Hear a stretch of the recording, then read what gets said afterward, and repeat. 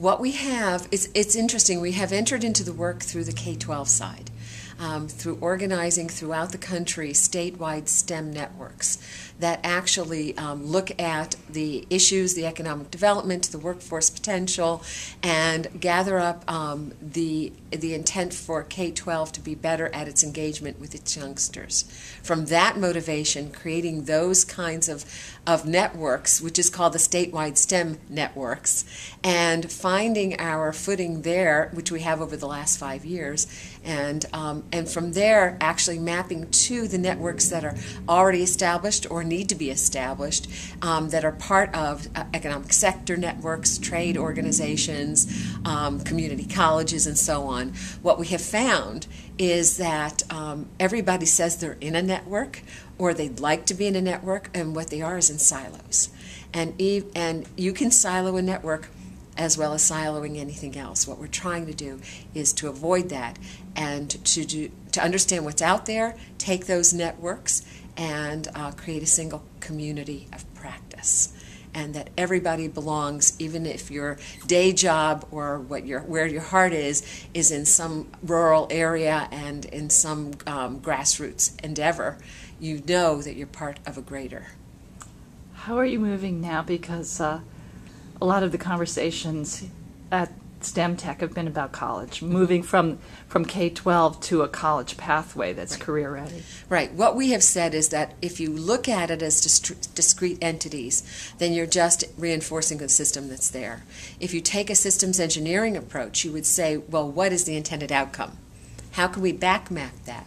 And what we're trying to do is to get those children that become students, become young adults, through a system in which they are not navigating those silos and those separate institutions, but actually swimming through the course of their own life in a seamless way.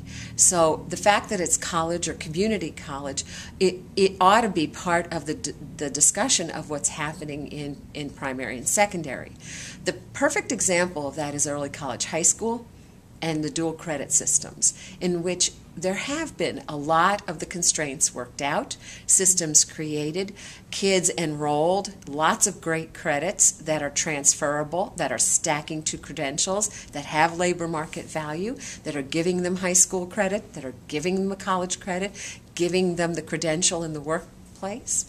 And lo and behold, it's under 7 years, and it's not expensive. Mm. Which industries are you really working with that are joining this path? I think what we have found is that the ones that are most enlightened are, from our perspective, are advanced manufacturing, IT, energy, healthcare. The ones that I think are trying to find their footing are aerospace, but probably the one that we are really hoping finds it fast, because the future in real development and jobs in this country has a lot of aerospace around it. So that's important. The ag business in certain pockets in this country is very, very strong, and yet is very siloed and isolated. Gold nuggets of great continuous education systems, but they're gold nuggets. They're not articulated necessarily. So those are the ones, and that omits others that really should. The financial community should be in this. So the whole banking area, the accounting areas should be in this as well. That's the math, the M in STEM. Since you're looking at it from a systems design approach, what are some elements of a collaboration between business and education that you see working? I think the thing that we see most prevalent is the desire for competencies. So when you start down that path, that seems to allow for a much more common, for a conversation that has a common base to it, and there's shared vision. So we can agree that kids should learn something and be able to demonstrate it. And it seems as if that seems to be the common currency. When we start to talk about quality and standards in the systems, then we start talking different languages. But that's starting even to be more intelligible from both systems.